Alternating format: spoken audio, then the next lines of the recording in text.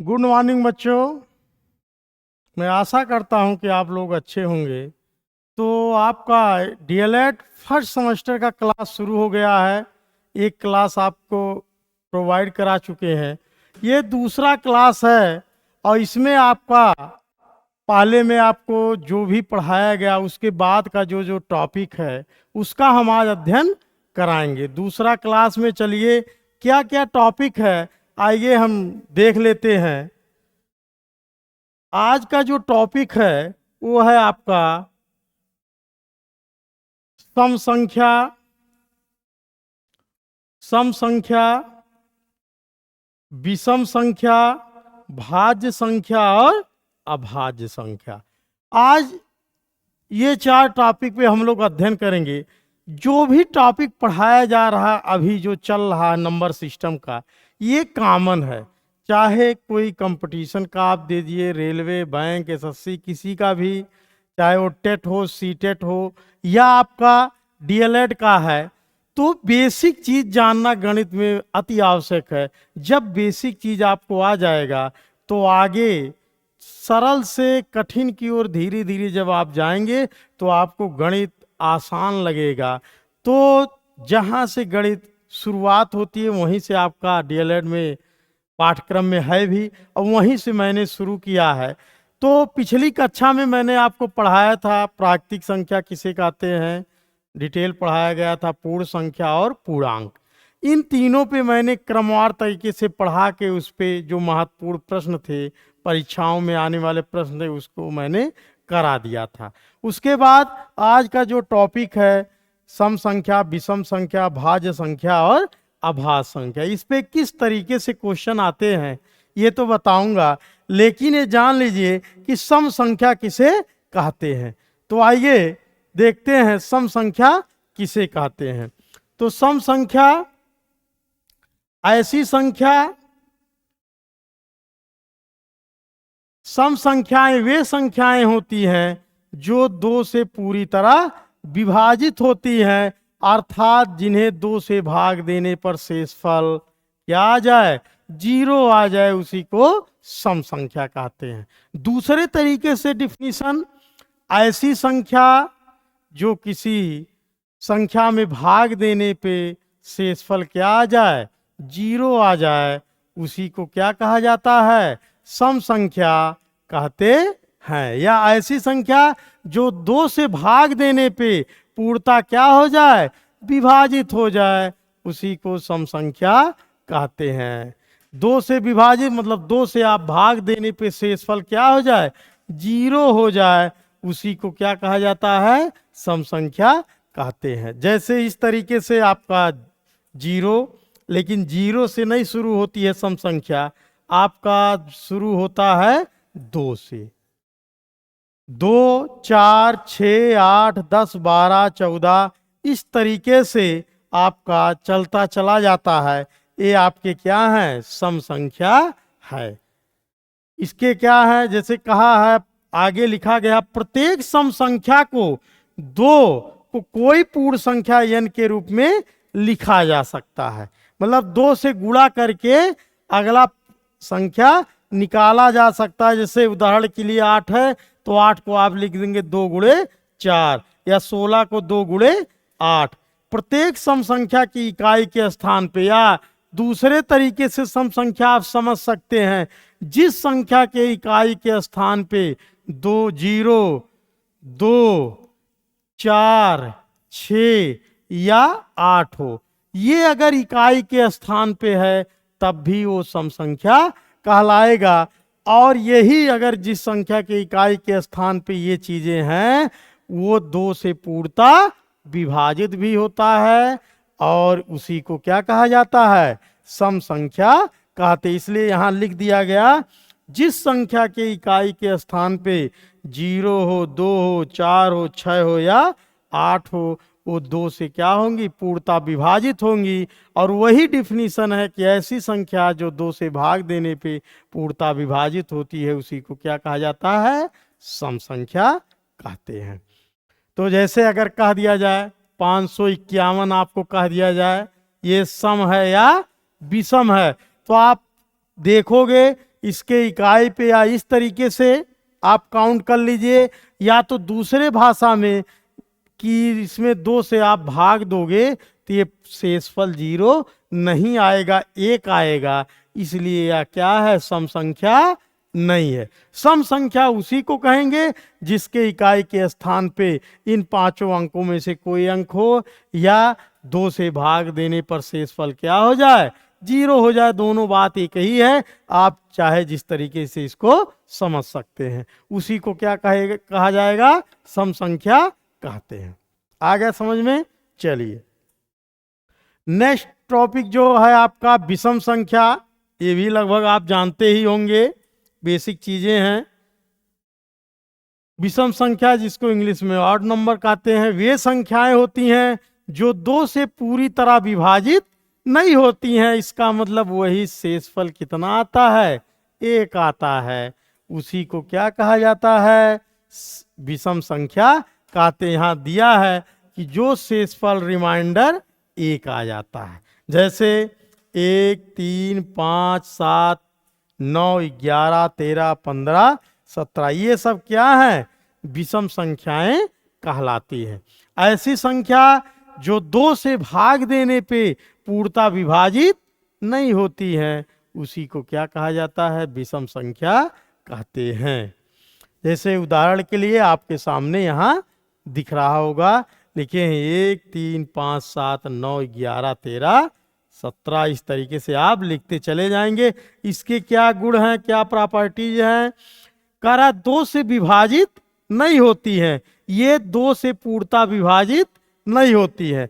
अंत में हमेशा क्या आता है, इकाई पे 1, 3, 5, 7 और 9, इन्हीं अंकों में से कोई अंक रहेगा। क्यों? क्योंकि जो सब अंक है वो 0 से लेके, जैसे 0, 1, 2, 3, 4, 5, 6, 7, 8 और 9, इन्हीं अंकों का उपयोग गणित में होता है। तो इसमें से जब आपने 0 ले लिया, 2 ले लिया, 4 ले लिया, 6 ले लिया और 8, तो सम संख्या की श्रेणी में आ जाते हैं। इसके बाद जो शेष बचता है 1, 3, 5, 7 और 9, ये अगर इकाई के स्थान पे रहेगा तो संख्याएं क्या होंगी, विषम संख्याएं हो जाएंगी। जैसे 991 अगर पूछ लिया जाए, ये क्या है, सम है या विषम है? आप इकाई देख के भी बता सकते हो। इसमें अगर 2 से आप भाग भी दोगे तो शेषफल क्या आएगा, शेष हमेशा क्या आएगा, 1 आएगा। तो जब शेष 1 आएगा तो वो विषम संख्या होगा। अगर शेषफल 0 आएगा वो क्या होगा, सम संख्या होगा। इसमें और नीचे क्या कह रहा है, 2 विषम संख्याओं का योग हमेशा सम होता है। तो कोई भी 2 विषम संख्या, ये सब कहाँ, जैसे जब पूछता है सत्य है कि असत्य है, उसमें इसका बहुत उपयोग होता है।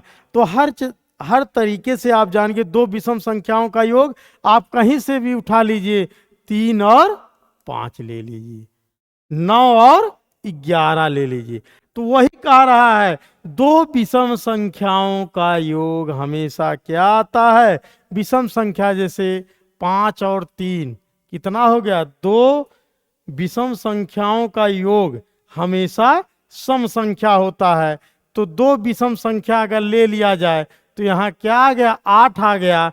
तो ये हमेशा नहीं होता है, ये चीज हमेशा नहीं है। कैसे, देखो यहाँ मैंने 3 लिया और 5, तो ये 8 आ रहा, ये क्या है, सम है। 9 और 11 अगर ले लिया जाए, 11, 9, 20, तो हमेशा सम संख्या आ रही है। तो 2 विषम संख्याओं का योग हमेशा क्या आएगा, सम संख्या आएगा। इस तरीके से आपको यहाँ बताया गया है सम और विषम की बात। अगर 2 कहीं से भी ले लीजिए आप, मान लीजिए 21 ले लिए और 23 ले लिए, ये आपका 2 विषम संख्या है, इनका योग कर दीजिए तो 3, 1, 4 और 2, 2, 4, ये आपके कितना आ गया, विषम संख्या नहीं आएगा, आएगा क्या, सम संख्या। तो 2 विषम संख्याओं का योगफल क्या हो जाएगा? सम संख्या हो जाएगा। अब उसके बाद अगला कह रहा है एक विषम और एक सम संख्या का योग। एक विषम और एक सम संख्या का योगफल हमेशा विषम संख्या आता है। चलिए इसको भी देख लेते हैं। कह रहा है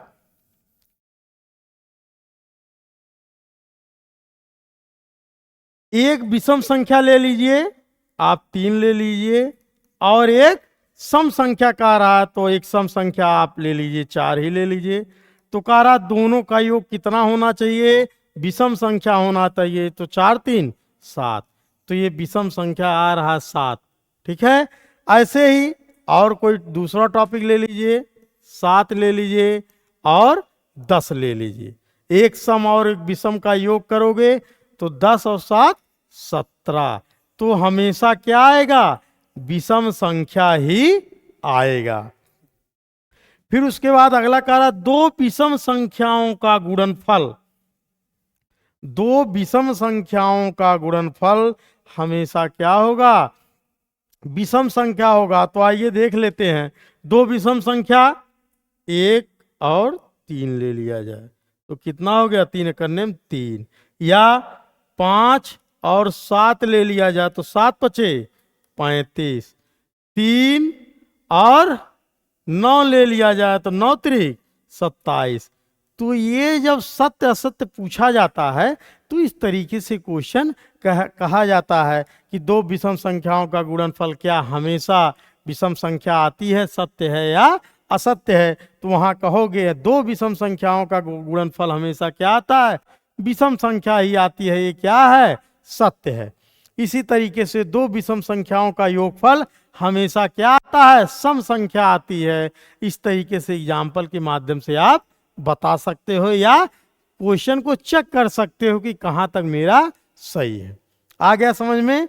चलिए नेक्स्ट जो टॉपिक है वो है आपका भाज्य संख्या। भाज्य संख्या किसे कहते हैं? भाज्य संख्या वह संख्या होती है जिसे किसी अन्य संख्या से विभाजित किया जा सकता है। यदि हम 20 को 5 से विभाजित करते हैं तो 5 क्या है? भाजक है, और 20 क्या है? भाज्य है, या इसी को क्या कहा जाता है? संख्या भी कहा जाता है। तो जब भाज्य में भाजक से भाग दिया जाता है तो भागफल आता है, और भागफल आने पर पूरी तरह क्या हो?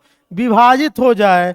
इस तरीके से जैसे 36 है भाज्य है, 6 इसमें क्या है? 6 भाजक है और भागफल 6 है। और भाज्य संख्या का डिफिनीशन दूसरे अर्थों में मैं बता रहा हूं। जैसे ऐसी संख्या जो किसी अन्य संख्या से भाग देने पे पूर्णतः क्या हो जाए? विभाजित हो जाए, उसी को क्या कहा जाता है? भाज्य संख्या कहते हैं। भाज्य संख्या कहते हैं। ऐसी संख्या जो किसी अन्य संख्या से, इसका मतलब जो दूसरी संख्या से भाग देने पे पूर्णतः क्या हो? विभाजित हो, उसी को क्या कहा जाता है? भाज्य संख्या कहते हैं। जैसे छोटा एग्जाम्पल पूछता है सबसे छोटी, पहला जो इसमें क्वेश्चन है सबसे छोटी भाज्य संख्या क्या होगी? तो सबसे छोटी भाज्य संख्या क्या होगी? 4। क्यों? क्योंकि 4 जो है 2 से कटेगा। इसका जो डिफिनीशन है ऐसी संख्या जो किसी अन्य संख्या, इसका मतलब 4 2 से कट रहा है, इसलिए क्या है? भाज्य है। 4 के बाद आपका है 6 है, 8 है, 9 है, 10 है। तो भाज्य संख्या में कोई जरूरी नहीं है कि सम ही आएंगे। भाज्य में सम और विषम दोनों संख्याएं आएंगी, लेकिन कौन? कि जो दूसरे संख्या से भाग देने पे पूर्णतः क्या हो? विभाजित हो, उसी को भाज्य कहते हैं। और सबसे छोटी अगर पूछा जाए तो सबसे छोटी भाज्य संख्या होती है आपकी 4, जो क्या है? 2 से भाग देने पे पूर्णतः क्या हो जाती है? विभाजित हो जाती है। उसी को क्या कहा जाता है? भाज्य संख्या कहते हैं। एग्जाम्पल के माध्यम से 20 में आप 5 से भाग दोगे तो शेषफल क्या हो जा रहा है, 0 हो जा रहा, पूरी तरीके से कट जा रहा है। इसका मतलब 36 क्या है, भाज्य संख्या है। आ गया समझ में? चलिए नेक्स्ट, जो काफी इंपॉर्टेंट इन चारों टॉपिक में जो सबसे ज्यादा क्वेश्चन आते हैं, वो चाहे सेकंड सेमेस्टर में आए या फर्स्ट सेमेस्टर में आए, एक ना एक क्वेश्चन आपको आभास संख्या पे देखने को परीक्षाओं में मिलेगा, जिसको कहते हैं इंग्लिश में प्राइम नंबर। वह संख्या होती है, अभाज्य संख्या वह संख्या होती है जो केवल एक और स्वयं से विभाजित होती है, अर्थात इसे केवल दो ही संख्या विभाजित कर सकती है। कौन कौन? स्वयं, अपने या एक या वही संख्या। जैसे आपका 2 हुआ, 3 हुआ, 5 हुआ, 7 हुआ, 11 हुआ। आभास संख्याएं वे हैं जो दो सबसे छोटी और एकमात्र सम संख्या है। आभास संख्या एक आभास संख्या नहीं होती है क्योंकि उसके केवल एक ही भाजक होते हैं। आप इसको डिफिनीशन कई तरीके से बता सकते हैं। ऐसी संख्या जो किसी अन्य संख्या से भाग देने पे पूर्णता विभाजित नहीं होती है, ब्रैकेट में वहीं लिख दोगे एक से छोड़ के। क्यों? क्योंकि एक से सभी संख्याएं कटती हैं और एक का सिर्फ एक ही लिखा जाएगा, एक ही भाजक है, इसलिए अभाज्य एक नहीं है। आपका एक क्या है? प्राकृतिक संख्या भी है, पूर्ण भी है और पूर्णांक भी है। तो अभाज्य संख्या ऐसी संख्या जो किसी अन्य संख्या से भाग देने पे पूर्णता विभाजित नहीं होती है, उसी को क्या कहा जाता है? आभास संख्याएं कहते हैं, एक से छोड़ के। या दूसरे शब्दों में, जिसका केवल एक ही अपना गुणज हो और एक से कटे या स्वयं से कटे, वही क्या कहलाता है? आभास संख्या कहलाती है। अब इस पे जो क्वेश्चन आते हैं किस तरीके से आते हैं हम आपको दिखा रहे हैं। जैसे पूछता है सबसे छोटी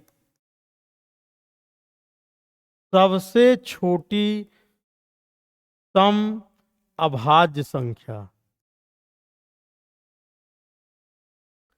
या सबसे छोटी भाज्य संख्या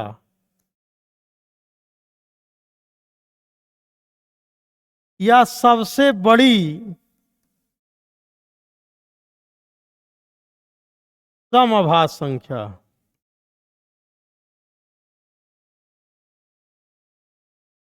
तीन क्वेश्चन है। सबसे छोटी समअभाज्य संख्या, आंसर आपका क्या जाएगा? 2। सबसे छोटी समअभाज्य संख्या, आंसर 2। सबसे छोटी सिर्फ अभाज्य संख्या पूछेगा तब भी आंसर आपका क्या लगेगा? 2 ही लगेगा। क्यों? क्योंकि 2 से शुरू होता। और सबसे बड़ी समअभाज्य संख्या पूछ रहा है तो चाहे बड़ी पूछेगा या छोटी पूछेगा, आंसर क्या आएगा? 2 ही आएगा। 2 ही एक ऐसी संख्या है जो सम होते हुए क्या है? अभाज्य है। क्यों? क्योंकि 2 के अलावा कोई सम संख्या अभाज्य नहीं हो सकती है, क्योंकि वो 2 से पूर्णता, और भी जो आप काउंट करोगे कोई सम संख्या, वो 2 से क्या होगी? पूर्णता विभाजित हो जाएगी। वो इसमें कहा गया है कि स्वयं से कटे वही क्या है? अभाज्य संख्या है। इसमें प्रश्न और आते हैं इस तरीके से, जैसे पूछ लिया गया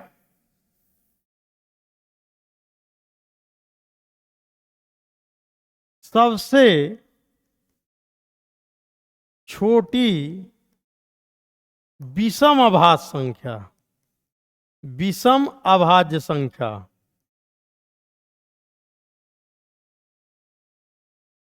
तब आप आंसर 2 नहीं, सबसे छोटी विषम अभाज्य, तो 2 क्या है? सम है। ध्यान दीजिएगा क्वेश्चन किस तरीके से कह रहा है, उस पे आप ध्यान दोगे। इसमें कह रहा सबसे छोटी विषम अभाज्य संख्या, विषम की बात कर रहा है, तब आपका आंसर क्या होगा? 3 होगा। तो सम कह रहा है, आंसर 2। विषम कह रहा है तो आंसर 3 होगा, अगर अभाज्य आपका लगा है।